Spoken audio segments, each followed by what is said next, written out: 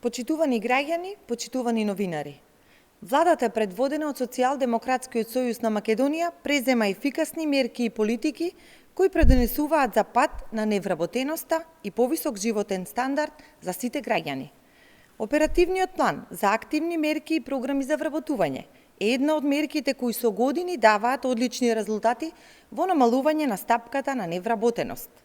По одличната реализација минатата година, за оваа година за оперативниот план обезбеден е рекорден буџет од 1,73 милиарди динари или 28 милиони евра, што е за 230 милиони динари повеќе отколку претходната година.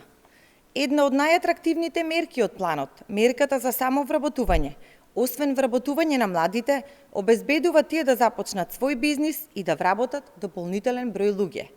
Успешноста на мерките и политиките на СДСМ е потврдена и со официјални податоци. И во време на криза, стапката на невработеност опаѓа.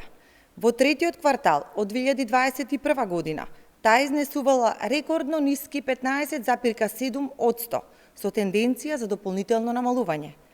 Наша цел како партија, предводник на владината коалиција, е едноцифрена стапка на невработеност до 2026 година.